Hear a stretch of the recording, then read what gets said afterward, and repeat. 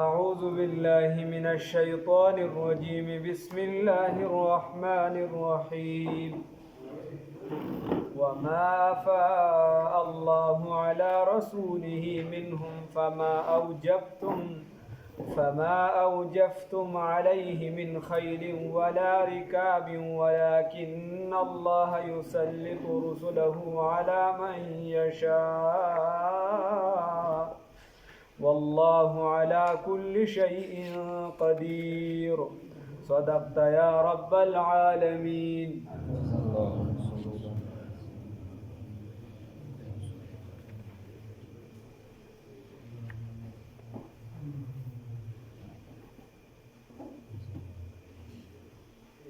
دا بنو نذیر واقعا چې کله هغې د رسول الله صلی الله علیه وسلم ورلوي چې بس په دونه وخت کې وځي، نو چونکې دغه علاقه دا بغیر د جنګه قبضه شوه، جنګ پې ونه شو، نو دوه قسمه مال په جهاد کې ملاویږي. یو چې کله مسلمانان دا وجنګیږي، دا مسله یاده کې، کله مسلمانان وجنګیږي د کافرانو سره او د هغې په سلسله کې مال ملو شي، نو دې ته مال غنیمت ویلی شي. سورت انفال کې تفصیلي خبره تیره شوې ده. کله چې مسلمانان وجنګیږي د کافرانو سره، دې ته ګټه ملو شي یا جنګ کې ورته کم مال ملو شي، نو هغې ته مال غنیمت ویلی شي. د هغې هغه په مسلمانانو کې تقسیمیږي، مجاهدینو کې هلته، او پنځم حصه دې بیا یې ښکلی شي، تفصیل هلته تیر شوی. او بل قسمه مال داسې دی چې هغه مسلمانان یعنی رسول الله صلی الله علیه وسلم به په یو علاقه باندې حمله وکړله او بغیر د جنګه یو علاقه قبضه شي، نو دې ته مالفې ویلی شي. هغې کې چې څه میلو شي، نو هغې ته مالفې ویلی شي. بیا د دغه مال اختیار چې دی دا د رسول الله صلی الله علیه وسلم سره به نو د هغې بیا خوښه وه، هغې به د هغې به نه ذاتي ټول مکمل، خو د اختیار به د هغې سره و چې ای به څنګه استعمالولی شو. نو په ذاتي خرج کې هم او دغه شان د فقراو مهاجرینو او دغه شان فقراو د انصارو په هغې کې به استعمالېده. د هغې دپاره چې دی دغه مال دې ته به یې مالفې ویلی شو. د هغوی نه پس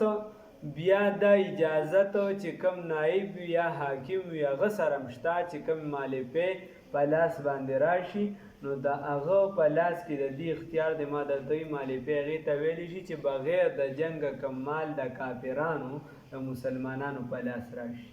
نو دې ته مالفې ویلی شي. هغه بیا حاکم ته اختیار دی چې هغې څنګه استعمالولی شي په جایز څیزونو کې.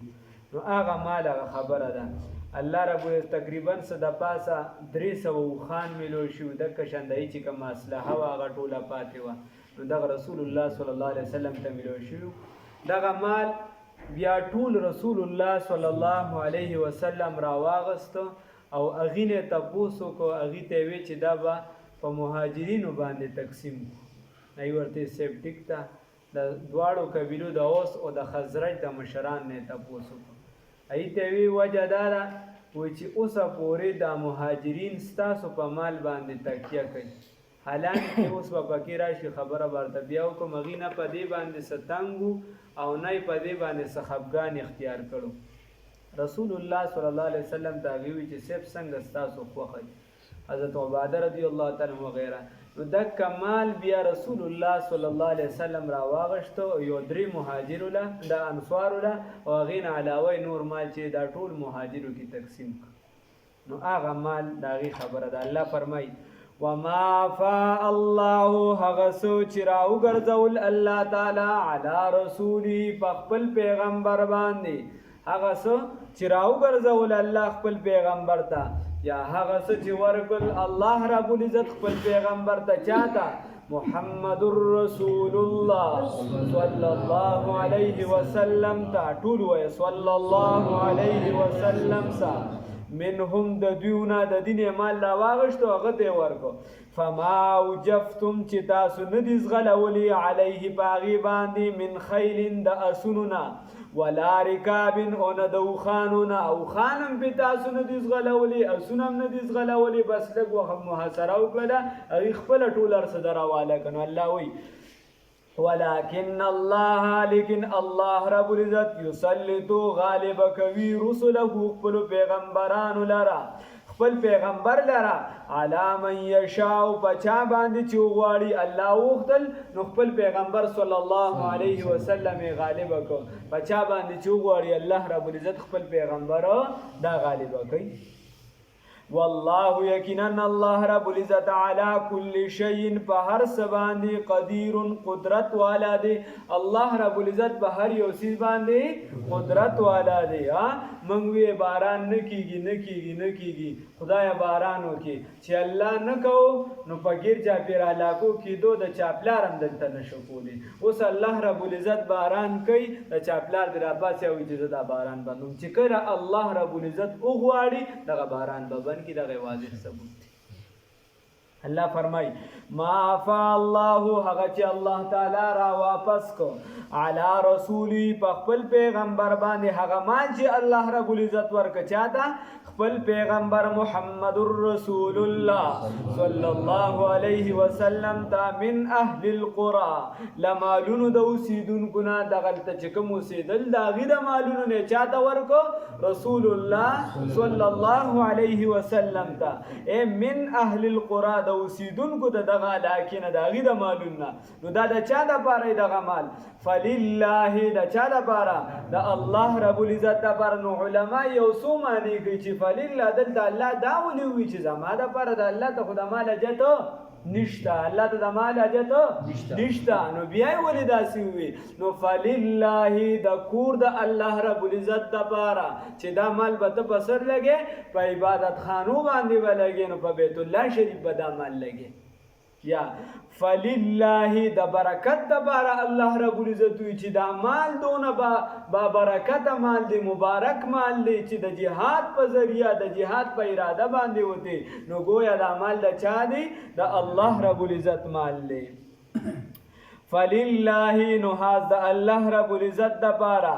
یا فلله نو د بندگانو د الله رب العزت دپاره، د الله چې کوم بندگان وي یا د دین د الله رب العزت دپاره، نو د هغې دپاره دا مال دی. وللرسول او د رسول د الله رب العزت دپاره، ولذی القربا او د نږدې رشته دارانو دپاره. نو د رسول الله صلی الله علیه وسلم چې کوم یعنی خاندان د قریش سید چې کوم هغې کې چې دا کوم علی او وغیره دا چې پکې راځي، یا د عقیل صاحب خاندانو، دا څومره چې دا سلسله په لاندې باندې راغلی په هغې باندې زکات نه کېده، نو د دغې نه رسول الله صلی الله علیه وسلم به هغې له ورکوي. نو ولذی القربا د چا دپاره؟ او د نږدې اقرباو دپاره. بل والیتاما او د یتیمانانو دپاره، هغه یتیم چې بلوغت ته نه رسېدلی هغه باندې د یتیم اطلاق کېږي، نو هغه ته به دا مال ورکولی شي. والمساکین او غریبانانو ته، وابن السبیل او چا ته؟ او مسافرو ته. نو بیا دی کې چې دی نو هغه یعنی چې کوم د دین په طلب کې وځي، په جهاد کې وځي، یا عام مسافر وي خپل مال وغیره تېر شاګه چې خپل ځای کې مال ډېر دی خو دلته کې ورسره اوس هېڅ څیز نشته او نه څه داسې واسطه شته چې دته دغه مال میلو شي. یا حج له یو کس لاړ ښه مالدار دی خو هلته ترې هر څه روک شو، هر څه ترې ختم شو، اوس څه واسطه نشته چې د پسې مال راورسي. نو دا ټول پکې شامل دي. الله وی وجه څه ده؟ بنیادی وجه څه ده؟ ښه کاکا نو اوس راشه بنیادي وجې ده. سرمایه دارانه نظام الله د لتس نس کوي په دې ټکي سره، بنیادي وجې له راشه. نو الله وی کیلا د پاره د دې چې نشي، کیلا یکونه د پاره د دې، کیلا د پاره دې چې نشي، یکونه څه چې اونه ګرځي دولتن دا دولت بین الاغنیاء په منځ د مالدارو کې، منکم ستاسونه چې دا دولت او دا زکات والا نظام مې ځکه لازم کو، دا مال پی والا چې صرف غریبانانو ته مې میلو کو، مجاهدین مې امتحان مستثنا کړو، د حاکم په خوښه باندې مې پرېښود چې هغې صرف غرباو له ورکي، صرف چې دین په ضرورتونو سیزونو باندې لګي. ولی د دې دپاره چې دا دولت صرف په مالدارو کې ونه ګرځي، چې دا صرف مالدارانو ته به میلاویږي. د زکات لوی علت علت دغه دی، د صدقاتو لوی علت دغه دی. دک شان چې دی د مال په مال غنیمت لوی علت دغه دی چې دا مال دا صرف د مالدارانو سره خاص نه وي، اسلام دا وایي، بلکې دا مال دا ګرځنده وګرځي، دا ګرځي را ګرځي، او چې څومره ګرځي نو دومره به په علاقه کې ترقي پیدا کیږي، چې څومره ګرځي دومره به دا غربت ختمیږي، او چې څومره دا سټور کیږي ښودلی شي د کالو په صورت کې د بل څه په صورت کې دا به استعمالیږي نه، چې استعمالیږي نه نو غربت به عام کیږي. کای لا یکونا د پارا دی چې نشي دولتن دولت بین الاغنیاء په منځ د مالدارو منکم ستاسونا وما آتاکم الرسول بنیادی خبره اوس دارا چې انصارو تاسو له رسول الله صلی الله علیه تاسو ډیره لویه قربانی ورکړې ده، په مخ د ځمکه دومره قربانی هیڅ چا نه ده ورکړې چې مهاجرو کله هجرت وکړو مدینه منورې ته راغلل نو تاسو ول په خپل کورونو کې ځای ورکو، رسول الله صلی الله علیه وسلم تاسو رونه وګرځولې په خپلو کې، حتی چې احادیثو کې راځي کتابونه لیکي تواریخ لیکلي دي چې یو مهاجر سره انصاری هغه ورته رسول الله صلی الله علیه وسلم وګرځاو، هغه ورته ته زما روري نو ورته به وی چې سیب زما مالونه هم ټول نیم شو چې مال غوازم ستا نیم دی، خدا ستا چې کوم ځمکه را تعالی ملو شوې ده په دې کې ته کار هم مه کوه، کار به زه کومه او تا ته به د هغې هر څه میلاویږي. دومره چې دی نو د یو بل سره نو انصار تاسو خو دومره قرباني ورکړه، کورونه هم تقسیم کړو، ځمکې هم ورکړې مهاجرو له، نو الله وایي وما آتاکم الرسول فخذوه وما نهاکم عنه فانتهوا. بس بنیادی خبره بیا هم داره چې پس ته د ایمان نه، پس ته د دومره قربانۍ نه، پس ته د دومره عزت نه چې تاسو رسول الله صلی الله علیه وسلم په ذریعه تاسو ته ملو شو او تاسو خپله عزتدار خلک وي، دغه مسلمانانو لم عزت ورکو، نو زړه کې دا را نشي چرته چې وایي موږ ته خو پکې هېڅ هم میلو نه شو، من ته خو هېڅ هم مال میلو نه شو. نو الله وایي وما آتاکم الرسول هغه چې در راوړي تاسو ته پیغمبر صلی الله علیه وسلم، هغه چې درکړي تاسو ته څوک پیغمبر صلی الله علیه وسلم، وایه صلی الله علیه وسلم، نو فخذوه نو واخلې دغه څوک واخلې کلک ونیسې منګولې مضبوطې کې وما نهاکم نو ګوره رسول الله صلی الله علیه وسلم رحمت للعالمین دی، څه شی دی؟ رحمت للعالمین صلی الله علیه وسلم. نو دا کسان هم بیا اعتراض کیه لکه یو کس د دین نه وړېده نو تا ته به اوس اعتراض په شیطاني لار دله راځي، ځان له بې دلیل کتلي ویې داسې په خپلو الفاظو به رسول الله سلم خو رحمت للعالمین نو صلی الله علیه وسلم ته ورته چې بالکل نو بیا څنګه چې یو کس کافر شو تاسو یې چې قتل یې کې مونږ ورته وایو دا کم چې دا دومره لویه ډیګري ورته میلو ده، دا دومره لوی مقام او مرتبه ورته میلو ده، بعد از هدا بزرگ توی قصه مختصر هغه شخصیت رسول الله صلی الله علیه وسلم فرمایي وی چې چا دین بدل کو نو دې قتل کې هغه شخصیت فرمایي صلی الله علیه وسلم. او د ابن مقتل باره کې وای هغه ګستاهی د رسول الله صلی الله علیه وسلم په شان کې کړی وه، ورته وی صاحب د کعبې سره چمټول د هغې پسې ځان نښلولې، وایي که په دې د غلاب کې ځان تو کي دغلته چې دې قتل کې او مرداره کې. نو هغه شخصیت فرمایي بیا هغه شخصیت من ولې د هغه احکامات نه رالو، که من حسن ته ګورو نو حسن د رسول الله صلی الله علیه وسلم په شان د چا نشته. قصیدة البرده والا را نقل کړي علامه ابوسیری رحمه الله، دکه شان چې دی نور علما او بخاری شریف کې هم حدیث دی، غالبا ترمذی کې هم شته، نسائی کې هم شته، چې یو صحابي فرمایي وی د یو پیر د څوارلسمې سپوږمۍ وه، د څه د څوارلسمې سپوږمۍ وه او رسول صحرا وه او بعضو کې راځي چې مسجد نبوي و، نو په هغې کې رسول الله صلی الله علیه وسلم تشریف فرما او ډډې والې وه. خبرې ته ښه سوچ کوئ، دې خوا توجه ساتئ، کله قرآن ته د کتو ضرورت وي قرآن ته ګورئ، کله خبرې ته توجه ضرورت وي خبرې ته توجه کوئ. نو رسول الله صلی الله علیه صحابي قسم خوري د خدای په ذات مې د قسم وي کله به مې د څوارلسمې سپوږمۍ ته کتو، کله به مې د رسول الله صلی الله علیه وسلم مخ مبارک ته کتو، وی زما دې د الله په ذات قسم وي تا به وي چې دا څوارلسمه سپوږمۍ چې د رسول الله صلی الله علیه وسلم په مخ مبارک کې روانه دومره حسن. نو چې حسن سو ګوري په هغې مینېږي نو په رسول الله صلی الله علیه وسلم ولې نه مینېږي؟ الله دې موږ په هغې مین کړي. او چې په کردار څوک مینېږي نو یو صحابي وایي د رسول الله صلی الله علیه وسلم سره مې یو معاهده کړې وه، یو پیرموتی چې صاحب زه راځم، وایي رس پکې تېره شوه زما نه هېر چې واپس رالم رسول الله صلی الله علیه وسلم راته په هغه ځای کې حصار او صرف دومره یې راته وایي ما له دې تکلیف راکړه، صرف دومره راته وی د نبوت نه وړاندې زمانه. او که کردار څوک کته غواړي نو د رسول الله صلی الله علیه وسلم هر کردار محفوظ دی او د هر کردار ښکلا او تعریف دای موږ نه غیر مذهب وکړی دی. متنبي والا وی بن هغه دی چې بن یې تعریف وکړي هغې ته ښه ویلی شي، نو چې دشمن یې تعریف وکړي نو پوه شه چې دا شخصیت او رهنما دی. پوه شه چې دا شخصیت او رهنما دی. د هغې باره کې باقاعده اشعار ویلي، باقاعده کتابونه پې لیکلي دي غیر مذاهبي. دا کور زندگی محفوظ ده، د دشمن سره څنګه صله کړې ده، څنګه تعلق ساتلی دی، څنګه د هغې عزت او اکرام کړی دی، حتی چې موږ ته یې ښوولي دي چې تاسو له د یو قوم مشر راشي د هغه عزت او احترام وکړي. دکه شان سیاست د هغه محفوظ دی، معاشرتی ژوند د هغه محفوظ دی، معاشي ژوند دپاره د هغه احکامات موجود دي، طریقه موجوده ده، زندگی د رسول الله صلی الله علیه وسلم موجوده ده، د بیبیانو سره موجوده ده، د ملګرو سره به څنګه ژوند تیرې موجوده ده، بطور حاکم به څنګه زندگی تیرې د هغه موجود دی، بطور ته کله جهاد ته وځې ستا د دشمن سره مقابله د دشمن سره به څنګه وخت تیرې، دا ملګري به د ځان سره څنګه ساتي، رفتار به څنګه کې او خبرې به څنګه کې، ستا بیبیانې دي یو ځای کې ځای تنګ دی او دې خوا میلمه راغی، دا میلمه به څنګه ساتي، بیبیانې به څنګه ساتي، عزت به د بیبیانو څنګه محفوظ وي، د پردو زنانو به څنګه محفوظ وي، د اقرباو به څنګه خیال ساتي، د لرې خپلوانو به څنګه، دا هر ادا د رسول الله صلی الله علیه وسلم په زندګۍ کې محفوظ ده. خو ارمان دا دی موږ د غیرو پسې مغرب کی طرف جاؤگے تو ډوب جاؤ، بس موږ هغې پسې روان، ویښته د هغې په شان جوړو،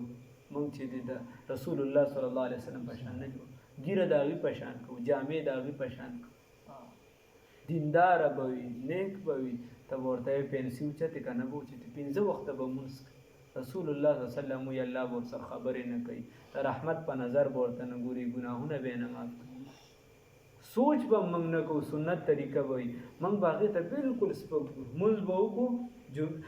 ټول هفته به داسې پکې یو نیم چا خو دا هفته مونځ نه کوي او دا جمعې پر ورځ پکې سنت پرېږدي، داسې هم پکې چې ټول هفته سنت هم کوي مونځ هم کوي، د جمعې پر ورځ پکې سنت هغه هم پرېږدي اکثر. وی کور یې کوم او لبار بار وی چې اکابرو شان ورشا کشمیری صاحب صفا لیکلي دي چې په دې دور کې چې کوم د منځونو نه پس سنت وي دا په کور کې مه کوئ، دا په جومات کې کوئ چې زمونږ او د شیعو فرق راشي، زمونږ او د خوارجو او د نورو فرق راشي چې هغې نه کوي سنت. خبره داسې ده چې موږ د رسول الله صلی الله علیه وسلم کردار باندې ځان ته ښکلا ورکړه، په خدای چې د رسول الله صلی الله علیه وسلم سنت راټینګ کو، دین راټینګ کو، پټکې راټینګ کا، ګیره راټینګ کا، د هغې او دغه نه د کور زندگی ته د هغې راټینګه که چې کور درته جنت ونه ګرځېده نو بیا وګوره موږ نه کوو. کور ته ځې سلام اچوه، بر راوځې سلام اچوه، هلکه کور والا سره مشوره کوه، ولې ور سره مشوره، دایي په تا باندې حق دی. دکه شان چې دې کور والا ته ځي حدیث کې راځي په خندا په خوشحالۍ ورشه، یو سلام دی په هغې کې څومره آداب دي، سلام چې چاته کې په اوچت اواز یې وکړه، سلام کې لږ جماعت دی په ډېر باندې واچي، روان دی په ولاړ باندې واچي سلام، دکه شان روان دی په ناس باندې سلام واچي، بیا چې سلام کې په خوشحالی سره وکړه، برون تندي سره مسلمان سره ملو شه، دواړه لاسه ملو که چې د لرې نه کې د لاس په اشاره که نشي کولی، صرف داسې راتور شه مکمل، دا ټول سنت دي. موږ د دې نه لرو، موږ ته په سنت ځان بدې ښکاري موږ وایو. او په سنت کستانه یو صحابي دی د رسول الله صلی الله علیه وسلم، د هغه نه یو پیره نوړی پرېوته، بادشاهیان ناست دي، هرقل دربار دی، نو بل چا داسې په و لږ معمولي چې مه کوه د بادشاه دربار دی، هغه ورته وي، هغه الفاظ داسې دي، وایي آیا زه د رسول الله صلی الله علیه وسلم سنت پرېږدم د دې احمقانو د وجې؟ رسول الله صلی الله علیه وسلم فرمایي کله تاسو نه نوړې پریوزي تاسو راوچته کې ګنده ځای ته لري کې او پاکه نوړې وخورئ تاسو ته پته نه لګي چې دې کې په کوم ځای کې برکت دی دکه شان تالی چې اخري ته د مثال په طور پاتې وي که درې نوړې وي درې نوړو پورې برابرېږي نو بیا ته دغه تالی چې دی ډک مه پرېږده دغه هم را صفا کړه اوس تا کې ځای نشته او ته په زوره ورچوي تالی به صفا کې دا سنت دی نه سنت ته به خپله طریقه هم شته نو دا ټول الله دې راله توفیق راکړي موږ د سنتو باندې راته ځان بدرنګ ښکاري او په غیر سنتو په غیر طریقو د غیر په طرف په سنتو استانه څوک خفه شي خدای به عزت درکوي په اسلام د استانه څوک خفه شي خدای به عزت درکوي او په کفر او په ناروا او په بدکردارۍ او په زنا د استانه مخلوق خوشحال شي چې خدای دا نه خفه شه دغه خدای به دې شرموي الله هم دې دغې نه وساتي دغه خدای به دې شرموي چې الله در سره مل نه وي رحمانه که لښکر در سره وي یک تنه بس چې د الله شوي دا ایمان جوړ کا الله هم دې د خپل ځان جوړ بس الله هم دې د خپل ځان او چې د رسول الله صلی الله علیه وسلم خلاف عمل کې بس دا ته د الله خلاف رسول الله صلی الله علیه وسلم فرمایي من اطاعنی فقط اطاع الله چا چې زما تابعداري وکړه د الله تابعداري وکړه جو عمل خلاف پیغمبر ہے کفر ہے تو آت رسول میں ایمان کی بات اللہ دی ایمانونه مضبوط کی اللہ فرمائی وما آتاکم الرسول هغه چې تاسو ته درکړي پیغمبر صلی الله علیه وسلم فخذوه نو واخلئ هغه وما نهاکم هغه چې منع کړي تاسو عنه د هغې نه فانتهو نو منع شئ د هغې نه درته وایي چې دا غیر اسلام دی دا د غیرو طریقه ده نو د هغې نه منع شه که ستا غم وي که ښادي وي نو په هغه طریقې مه کوه الله فرمایي واتقوا الله ولی ورپسې فرمایل چې ستا پړه کې دا رانشي چې د رسول الله سلام دا طریقه خو راته ګرانه شوله دا اسلام خو راته ډېر ګران شو نو الله ویې واتقوا الله د چا نه ویریږه د الله نه چې د الله نه ویریدې نو په اسلام عمل به درته آسان شي ټوله دنیا دی بیا یو خو ته وایې زه د الله نه یریږم د الله دا حکم دی خلک د زمانه سلسله خفه شي واتقوا الله د چا نه ویریږه د الله نه د چا نه ویریږه الله دې راکړي دا ایمان پیدا کړي ان الله یقینا الله رب العزت ولی شدید العقاب سخت عذاب ورکوونکی اوس دا مالی پیدا چا د پاره دی نو للفقراء د غریبانانو د پاره فقیرانو د پاره نو څوک یې لکه یو فقیر دی یو مسکین دی نو فقیر او مسکین چې کله بیل بیل راشي لکه دلته بیل بیل دی بیا خو د یو بل معنی ورکوي خو چې کله ځان یو ځای راشي نو فقیر اکثر بیا یې ته وایي چې هغه سره هېڅ هم نه او مسکین دی چې هغه سره څه ناسي للفقراء د غریبانانو د پاره المهاجرین او د مهاجرو د پاره الذين هغه اخرجوا نو دغه صفات بیانول شي دا کم مهاجرین دي اخرجوا چې وستل شوی دي من دیارهم د کورونو د دویونه یو صفت و اموالهم او د مالونو د دویونه کورونه او خدای مالونه استل شوی دي یبتغون چې لټوي دي فضل من الله د الله د جانبنا ورضوانا او رضامندی د څه د پاره وستل شوی دا خدای فضل او احسان ټیک سبا یغی ته وي چې هغه ورته موږ د پلانکې ګناه کوو دی ورته موږ هم در سره کوي به چې راځي به زموږ ملګری یې نو دې کې یو مسله بل رااله مسله دا یاده کې الله دې داسې حالت په موږ الله نه راولي او کوئی چرته داسې وشو چې د مسلمانانو علاقه او دا کافرانو قبضه کړه یا د مسلمانانو مال او کافرانو قبضه کړه او بیا مسلمانانو دغه علاقه ونیسله نو آیا د ده چې کوم ځمکه وه کوم مال دا به اوس د دې مسلمان قبضې ته واپس راځي او که نه بس دا د مال غنیمت والا کیسه شو نو احناف دا وایي چې د مسلمانانو علاقه کله کافرانو قبضه کړله او بیا دې دا مال ونیسه یا د علاقه ونیسله نو دا بیا داسې شو لکه څنګه چې نور مال غنیمت بیا د ده لاس ته نه راځي لکه د رسول الله صلی الله علیه وسلم کور مبارک هغه چې کله رسول الله صلی الله علیه وسلم د هجرت کو صحابو هجرت کو د دې ټول کورونه کافرانو وغیرہ تقسیم کو د رسول الله صلی الله علیه وسلم چې کوم کور مبارک نو د علي صاحب ورور عقیل رضی الله تعالی عنہ هغه اسلام نه وروړي هغه قبضه کو چې هغه قبضه کو نو هغه بیا خرڅ کړه بل چا قبضه ته لاړ نو چې کله رسول الله صلی الله علیه وسلم مکه فتح کړله نو هغه ورته وی سیب وی کم ځای به ایسارېږي کم ځای به ادمه کوم نو رسول الله صلی الله علیه وسلم ورته څنګه د پر عقیل پریخي سدي بیا روسیمان رضی الله تعالی عنہ څنګه د پر هغه پریخي سدي یعنی مطلب کور خو خرڅ کړی دی ایمان بیا خیر راوړو دغه نو ورته چې هغه پریخي سدي نو بیا ورته چې بني محسب کې به حساب شو هغه داسې ځای چې په هغې کې دا کومه چې شعب ابي طالب والا 3 کالو هغه معاهده وه سوشل بایکاټ چې کوم ځای کې شوي دغه ځای کې به ایثار شو نو هغې بیا نور حکمتونه خو خیر خبره مې ورته دې پورې کوله چې احناف وایي چې ګوره که دا ځمکه د دوی واپس ګرځېده نو رسول الله صلی الله علیه وسلم به خپل کور واپس اغشتې وای نه غشتې نو بس دا بیا د لاسونه ووته یبتغون دی لټوي فضلا فضل من الله د الله د جانب نه او رضوان او رضامندیا د الله تعالی الله دې را نصیب کی وینصرون الله او دې امداد کوي د الله تعالی یعنی د دین د الله تعالی ورسول او د الله د رسول اولئک هم الصادقون همدا خلک رښتونی دي الله دې پکې راولي والذین ها کسان تبوؤ الدار چې قائم یکړل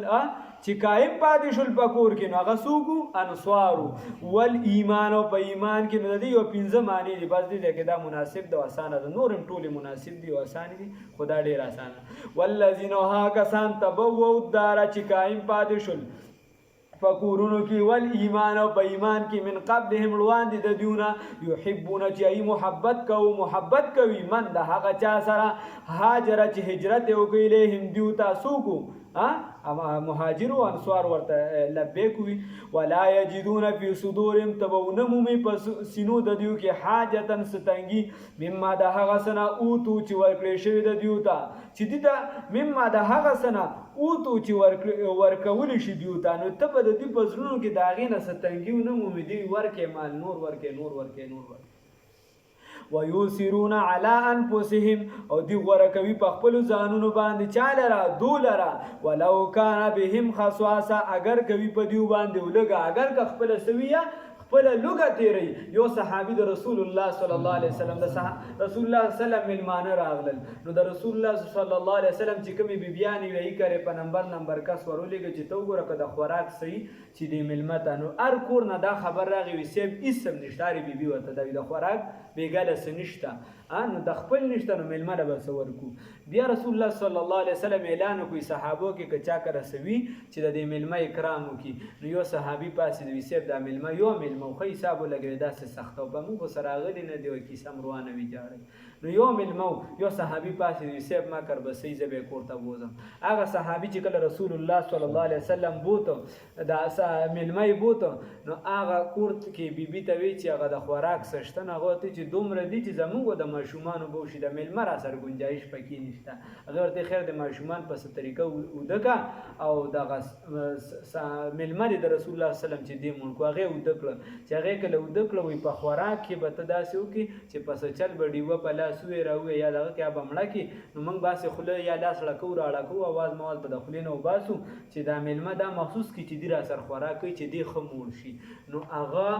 ملما چې دوم دک چلیو که ملما چې ځان خمول کو دی اصل لاسونه ماسونه واد دا ور خپل بیړه کوله आवाज به تو باسه چې هغه دا مخصوص کی چې دیم را سر خوراک کوي په دې طریقې هغه مول کو ځان په لوګه باندې پاتې دا سې ژوندۍ تیر کړی او موږ څه الله فرمای ولو کان به یاد او بو غواکیه به مردی یو دل وړاغوي دل